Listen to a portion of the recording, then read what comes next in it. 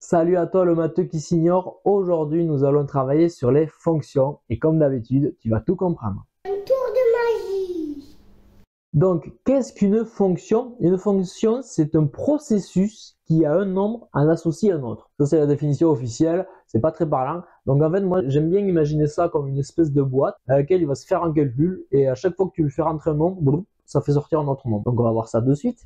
On pourrait le schématiser comme ça, on fait rentrer une valeur qu'on appelle x, ça peut être n'importe quelle valeur, on lui fait faire un calcul, c'est la fonction, et il nous ressort un autre nombre, et on le note en principe f entre parenthèses x, ce qui se dit f de x. Donc f de x, f entre parenthèses x, c'est une notation qui nous permet de dire c'est le nombre x auquel on a appliqué la fonction f. En principe, on les note f les fonctions, f pour fonction, mais on peut utiliser d'autres lettres, bien sûr. Et même pour la variable, d'ailleurs, j'aurais pu dire, je fais rentrer un nombre t, et je lui sors un résultat qui s'appelle g de t. La première lettre, c'est pour dire la fonction, elle s'appelle g, la deuxième, ma variable, c'était t. Par contre, si j'ai t, je peux pas avoir g de x en sortie, parce que je fais un calcul sur un truc qui n'était pas ce que je lui ai rentré, entre guillemets. Donc, on fait le calcul par rapport à la même variable, ça s'appelle une variable. Donc, entre parenthèses, c'est toujours la même chose que ce qu'on a rentré au départ. Donc en fait, tu es souvent habitué dans les exercices au programme de calcul, du genre je choisis un nombre, je le multiplie par 5, je lui ajoute 2 et je prends le tout au carré. Combien je trouve? En fait, c'est une fonction ça. On va le faire par exemple. Je choisis un nombre. Donc je choisis un nombre, ça peut être x. Je lui ajoute 2.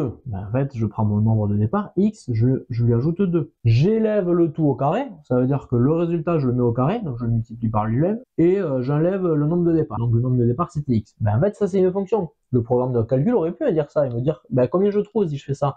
X, je lui ajoute plus 2, je mets le résultat au carré et j'enlève x, je renlève le même nombre. Combien je trouve? En fait, en fonction du nombre que je vais rentrer, bien sûr, le résultat sera différent. Mais en tout cas, ce sera toujours le même calcul. Et ce calcul-là, c'est la fonction. On va faire des exemples. Si je prends x égale 2, par exemple, donc je choisis un nombre, admettons que je choisisse 2.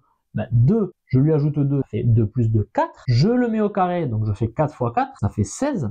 Et j'enlève le nombre au départ, donc j'enlève 2. 16 moins 2, j'arrive à 14. Si je mets 2 au départ, dans cet exemple de fonction, je trouve 14 en arrivée. Admettons, je prends 0 au départ. Je prends une autre valeur, mais je fais exactement le même calcul. Je prends 0, je lui ajoute 2, ça ne change pas. Je mets le résultat au carré et j'enlève le nombre de départ, c'est-à-dire 0. En fait, à chaque fois que j'ai x, je remplace par le nombre de départ que j'avais. Donc 0 plus 2, ça fait 2. 2 au carré, c'est 2 fois 2, ça fait 4. 4 moins 0, ça fait toujours 4. J'ai exactement le même calcul, mais j'ai un nombre différent au départ, j'ai un nombre différent en arrivée. Voici le principe d'une fonction. Qu'est-ce que c'est une fonction? Je fais un calcul avec une valeur de départ et ça me donne une autre valeur. En fait, la valeur de départ, je lui fais le calcul, j'arrive à une valeur d'arrivée. Cette valeur d'arrivée, ça s'appelle l'image. C'est-à-dire que si j'ai 0, l'image de 0 par cette fonction, on dit, ça serait 4. L'image de 0, c'est 4, puisque le résultat, c'est l'image. Et le nombre qu'on avait au départ, c'est l'antécédent. Alors, il faut savoir que dans une fonction, il y a toujours une seule image possible, une ou aucune. Il y a certains nombres qui n'ont pas d'image, qu'on ne peut pas calculer par la fonction, mais s'il y a une image, il n'y en a qu'une. Il ne peut pas y avoir plusieurs images. Vous avez vu, j'ai fait avec deux calculs différents, mais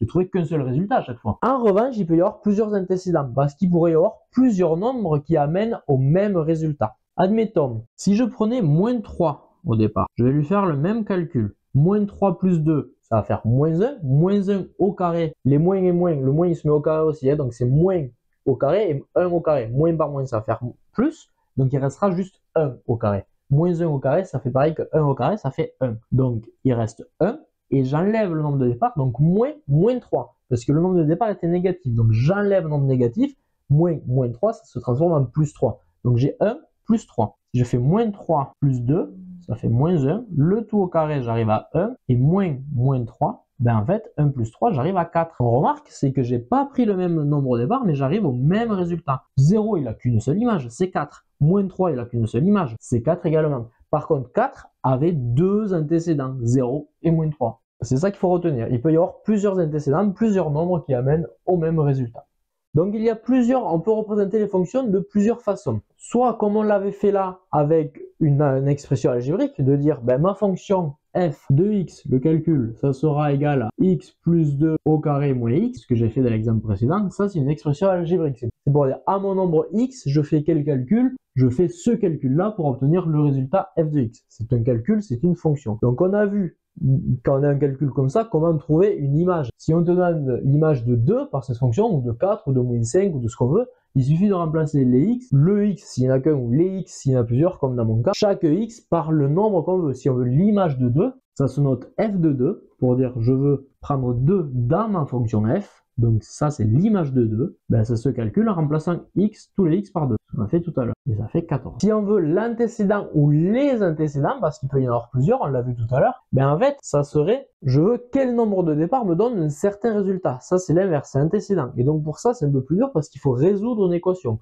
Admettons dans cette même fonction, je vous dis, je voudrais tous les antécédents qui permettent d'arriver à 4, on avait trouvé 0 et moins 3 tout à l'heure, mais peut-être qu'il y en a d'autres qu'on n'a pas trouvé. Ben on va le faire. Alors c'est pas au programme de 3e de savoir résoudre ce genre d'équation, mais en tout cas, je vais vous montrer la technique. Parce que si on voudrait savoir quel nombre de départ permet d'arriver à 4, ben en fait ça veut dire que notre fonction doit être égale à 4. Si on cherche les antécédents, ben on cherche quel x de départ on pouvait avoir pour trouver un certain résultat. Donc on réécrit notre fonction, on ne sait pas combien vaut x, donc on ne peut pas le remplacer, contrairement à tout à l'heure. Et j'écris égal 4 si je veux les antécédents de 4, par exemple. Antécédents de 4. Mais en fait, il faudrait résoudre cette équation. Bon, il s'avère qu'il n'y a que deux solutions qui sont 0 et moins 3, celle que j'avais trouvée tout à l'heure. En résolvant l'équation, on peut trouver tous les x qui vérifient l'équation en question. Voilà la première façon de voir une fonction. La deuxième façon, c'est graphiquement. C'est beaucoup plus facile parce qu'on a un graphique, il suffit de lire sur les axes. Mais attention, souvent on s'embrouille entre les images et les antécédents. Donc on va faire un exemple et je vais vous expliquer le plus simplement possible comment trouver les images et les antécédents sur un graphique. Par exemple, ça peut être la représentation graphique d'une certaine fonction. C'est-à-dire, en fonction de la valeur que je vais lui rentrer au départ, j'aurai telle valeur comme résultat. C'est toujours, donc ça vous devez connaître, c'est un repère orthonormé. L'axe qui est horizontal, c'est l'axe des abscisses. L'axe qui est vertical, c'est l'axe des ordonnées.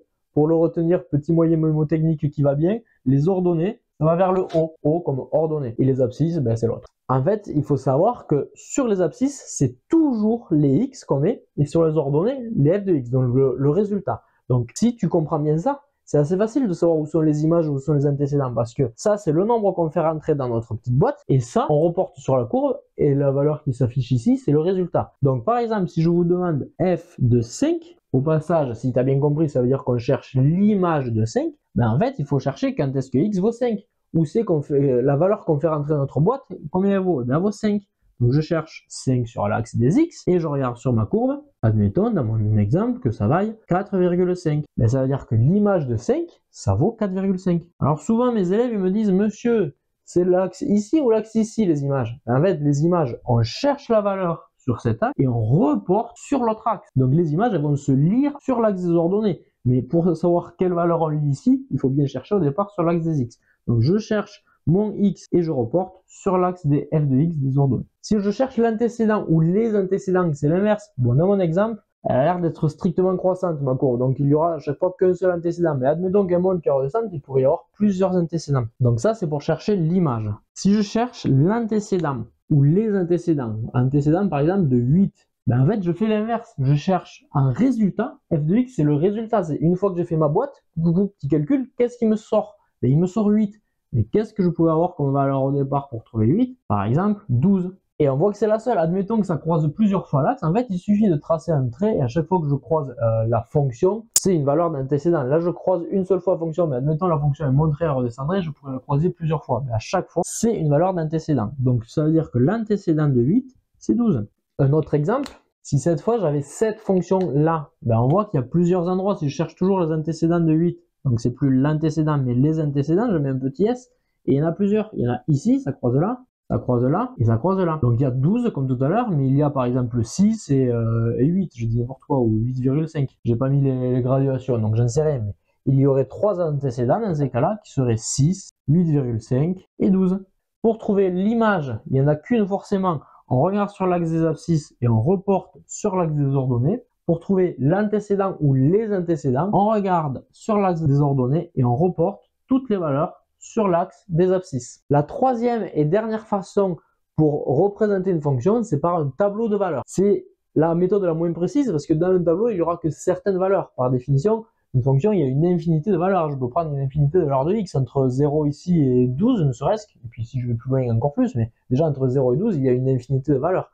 Alors que dans un tableau de valeurs, ben, forcément, j'en prends que quelques-unes. Mais par contre, c'est assez facile à voir les images des antécédents parce que c'est juste une lecture du tableau. Il n'y a même pas ni à reporter sur un graphique et encore moins à calculer comme dans la première méthode. Si j'ai ce tableau de valeurs, je peux facilement trouver l'image de 5 par exemple, puisque l'image, en fait, les x dans le tableau de valeurs, c'est toujours la première ligne et les f de x la deuxième ligne. Donc, je sais que mon image, ça va être le résultat. Si je lui rentre un certain x, qu'est-ce que je vais trouver comme résultat? Ben, si je mets 5, donc ça veut dire que je vais chercher l'image de 5, j'ai 10 en résultat.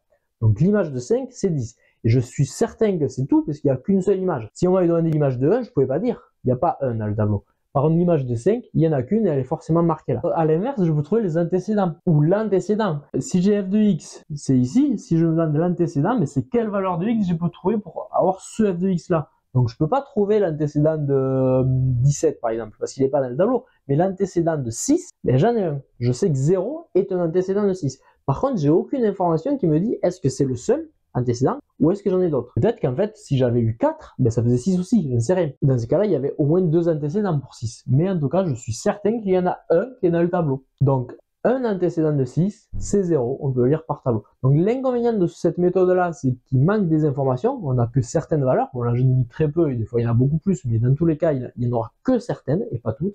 L'avantage, c'est que c'est immédiat. Image, je regarde en haut, je regarde le résultat en bas. Image de 0, je peux donner, c'est 6. Image de 2, c'est 7. Image de 5, c'est 10, etc.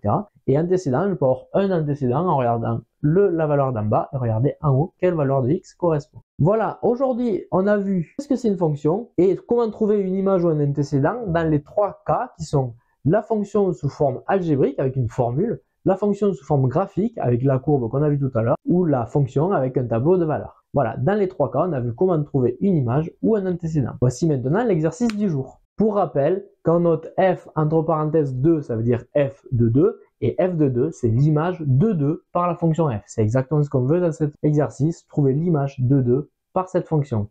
Je te dis à demain, le matheux qui s'ignore. Ciao!